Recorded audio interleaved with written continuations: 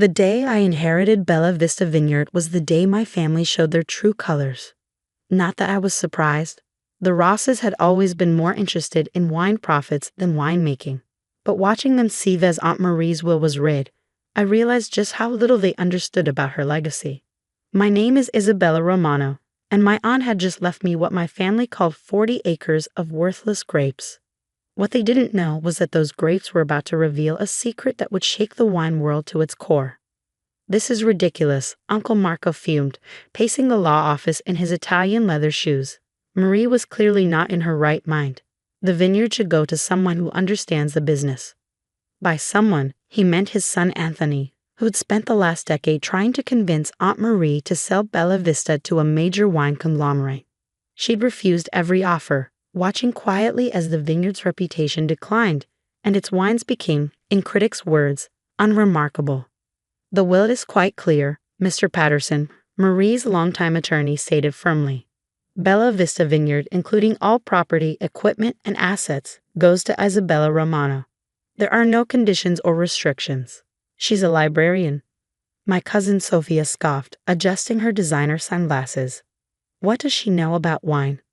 More than they realized. While they saw me as the quiet bookworm who chose an academia over the family business, they'd forgotten who had spent every summer at Bella Vista since childhood, who had learned every aspect of winemaking at Aunt Marie's side, who had inherited her sensitive palate and love for the art of wine. Mary spent 20 years running that vineyard into the ground. Uncle Marco continued.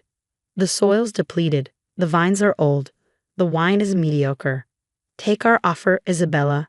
We'll give you fair market value, and you can go back to your books." I thought about the last conversation I'd had with Aunt Marie just a week before she passed. She'd been sitting in her study at Bella Vista, surrounded by old wine journals and vintage bottles. "Patience, my dear," she'd said, her eyes twinkling with that familiar mischief. "The truth, like the finest wine, reveals itself to those who know how to wait." "I'm keeping the vineyard," I said firmly, gathering the deed and other documents from Mr. Patterson. "You're making a mistake," Anthony warned. "That place hasn't produced anything worth drinking in 20 years. If only they knew." The drive to Bella Vista took 40 minutes, winding through the Sonoma Valley. The late afternoon sun gilded the rows of grapevines that generations of my family had tended. To untrained eyes, they might look neglected, even sickly, but I saw what Aunt Marie had taught me to see. Vines that had been carefully stressed, forced to drive their roots deep into the mineral-rich soil. The main house was a rambling Spanish colonial, its white walls glowing in a sunset. This had been my sanctuary during childhood summers, escaping my parents' constant social climbing in San Francisco. Here, Aunt Marie had taught me that winemaking wasn't about profit margins. It was about patience, tradition, and secrets passed down through generations. Inside, everything was exactly as she left it. The kitchen still smelled of herbs and coffee. Her collection of vintage corkscrews hung on the wall. Her wine journals filled the study shelves, each volume meticulously documenting decades of harvests, fermentations, and blends. But something was different. On her desk, in the spot where she always laid out her daily work, sat a single key with a note in her elegant handwriting. "For Isabella, when you're ready to know the truth." I recognized the key's distinctive design. It was older than the others on her ring, its brass worn smooth by time. But I'd never seen her use it. A knock at the door interrupted my thoughts. Marcus Torres, Bella Vista's vineyard manager for the past 30 years, stood on the porch with a sympathetic smile. "Thought you might need some help getting settled," he said. I heard about the will reading. Marcus had been Aunt Marie's right hand, the only person she trusted completely with the vineyard's operations. He taught me about soil composition and root systems, while other kids my age were learning to ride bikes. "They think it's worthless," I told him, letting him in. "They can't understand why she'd leave it to me." Marcus's eyes twinkled, reminding me of Aunt Marie. "Your aunt was many things, but foolish wasn't one of them. Have you found it yet?" "Found what?" He nodded at the key in my hand. "That's not just any key. It opens something special. Something Marie said you'd know what to do with when the time came." I studied the key more carefully. Its head was decorated with a grapevine pattern, the teeth showing signs of age but still sharp. "The wine cellar?" I asked, "but I've been down there hundreds of times." Marcus shook his head. "Not that cellar." For the next hour, we searched the house methodically. every room, every closet, looking for a lock that might match this mysterious key. Finally, in the study, I noticed something odd about the vintage wine map hanging behind Aunt Marie's desk. Moving it aside revealed a small door set into the wall, its lock green with age. The key fit perfectly. Beyond the door, a narrow staircase descended into darkness. The beam of our flashlights revealed stone walls lined with wine racks, the air cool and perfectly still. But these weren't ordinary wines. My God, Marcus breathed, examining the nearest bottle. Do you know what this is? I lifted my flashlight, reading the label. My hands started shaking. Chateau Lafite Rothschild, 1869. One of the rarest, most valuable wines in existence. And it wasn't alone. The cellar held hundreds of bottles, each one a legendary vintage worth more than most houses. This is impossible, I whispered. These wines, they're worth millions. Keep looking, Marcus urged. There's more. At the far end of the cellar, we found another door. This one opened into a small room that made me gasp. Lining the walls were racks of wine bottles bearing Bella Vista's label, but not from recent years. These were vintages from the Vineyard's golden age, when it had produced some of California's most sought-after wines. On a small table sat a leather-bound journal and an envelope with my name. Inside was a letter in Aunt Marie's handwriting. My dearest Isabella, if you're reading this, you found what I spent 20 years protecting.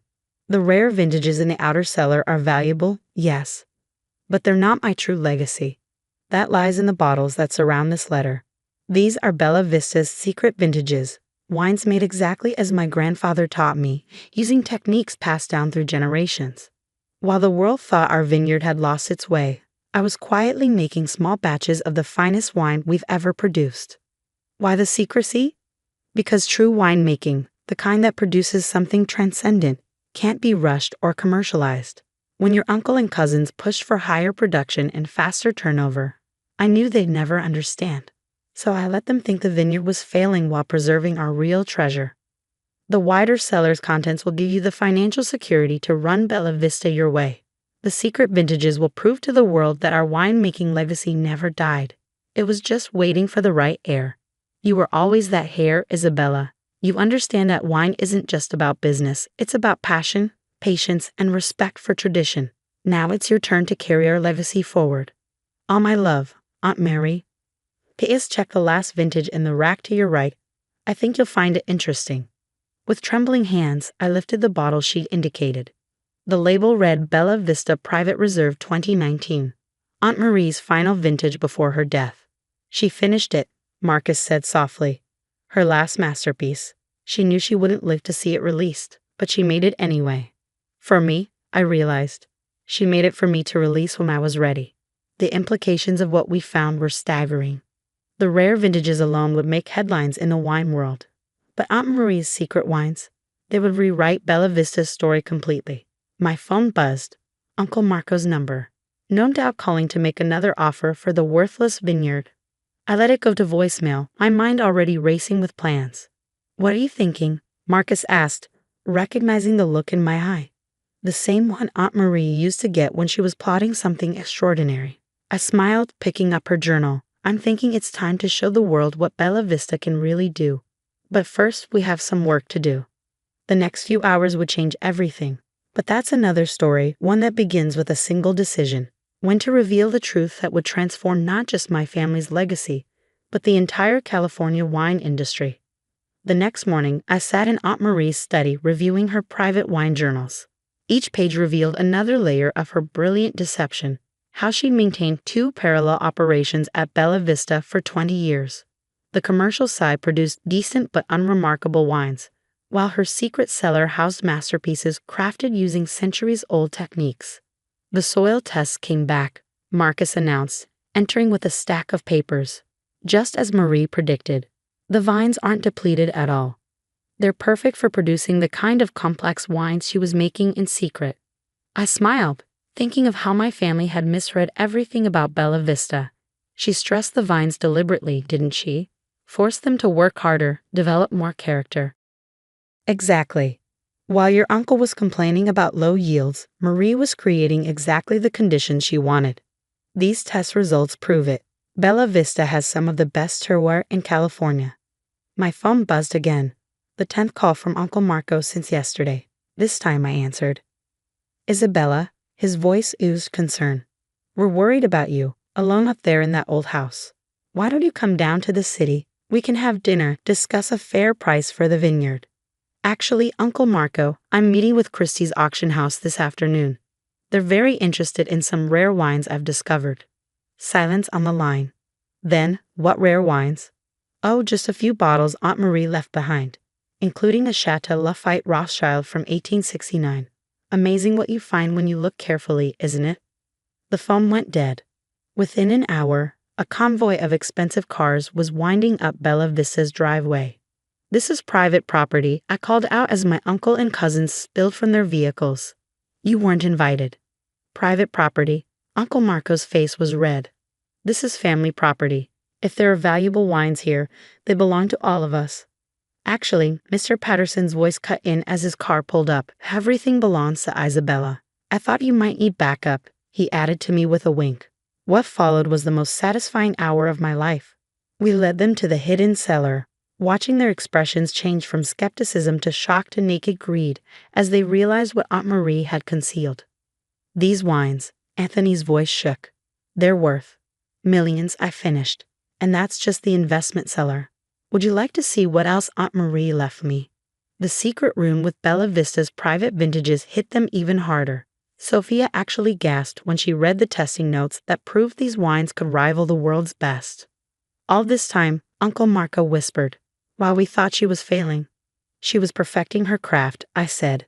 Away from your constant pressure to sell out, to maximize profits at the expense of quality. She created masterpieces while you were counting dollars. We can still fix this, he rallied. As a family, we'll form a new company, market these wines properly. No, I cut him off. Aunt Marie left Bella Vista to me because she knew I'd understand what she was trying to preserve. This isn't about money, it's about legacy. You can't just shut us out. Anthony protested. We're family. Family? I laughed. Yesterday you called this place worthless. Called me incompetent. Now suddenly you want to be partners. Mr. Patterson cleared his throat. I have some additional documents you should see. Marie left very specific instructions about how these wines should be handled. The plan Aunt Marie had laid out was brilliant. The rare vintages in the investment cellar would be auctioned through Christie's, creating a multi-million-dollar endowment to support Bella Vista's true mission. Her private vintages would be released slowly, re-establishing the vineyard's reputation for excellence. More importantly, she documented everything, every technique, every secret that made her wines exceptional. Knowledge meant to be passed down, not sold to the highest bidder. The next few months transformed everything.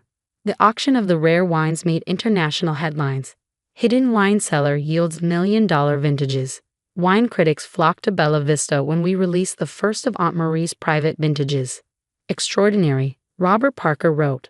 A wine that challenges everything we thought we knew about California vintages, 100 points.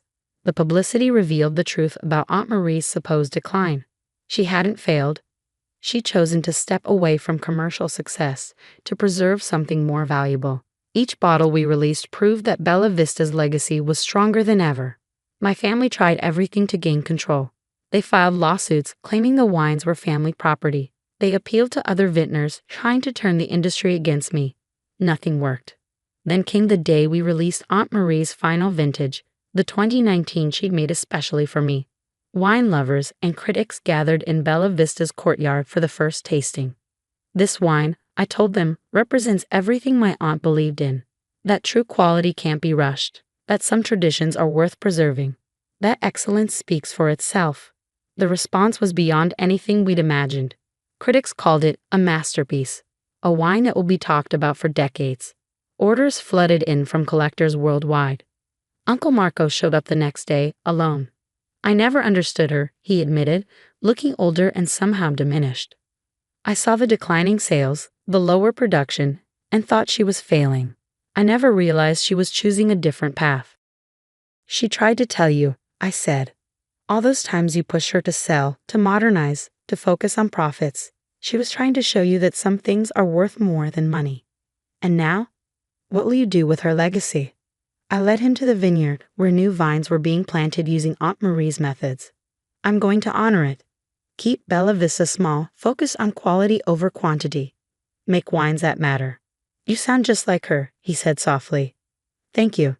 Bella Vista flourished over the next year, but not in the way my family had always pushed for. We produced limited quantities of exceptional wines, focusing on quality and tradition. The waiting list for our bottles grew longer with each release. Sophia eventually came to work at the Vineyard, surprised to find she had a talent for understanding wine once she stopped focusing on status and profits. Anthony opened a wine bar in San Francisco, proudly featuring Bella Vista's vintages. Last week, a young winemaker asked my advice after a tasting. Everyone says I need to expand production, focus on commercial success, she said. But I want to make wines that mean something. I showed her Aunt Marie's original wine journals, still kept in her study. Success isn't always measured in cases sold, I told her. Sometimes it's about having the courage to take the harder path, to preserve something valuable even when others don't understand. Marcus joined us, carrying a special bottle, one of the few remaining from Aunt Marie's private collection. Want to know the real secret? He asked, decanting the wine with practiced care. It's not about the wine at all. It's about understanding that some legacies are meant to be preserved, not exploited. The wine was perfect, of course. But more than that, it was a reminder of what Aunt Marie had really left me, not just valuable bottles or secret techniques, but the understanding that true worth isn't always visible on the surface.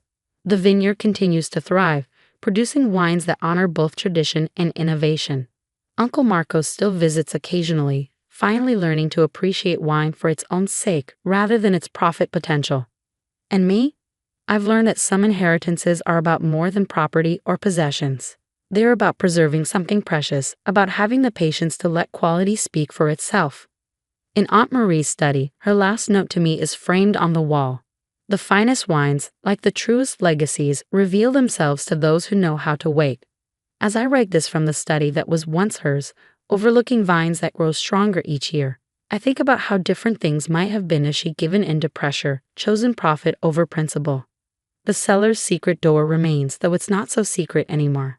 But its lesson lives on. Sometimes the most valuable things are hidden from those too busy counting profits to understand true worth.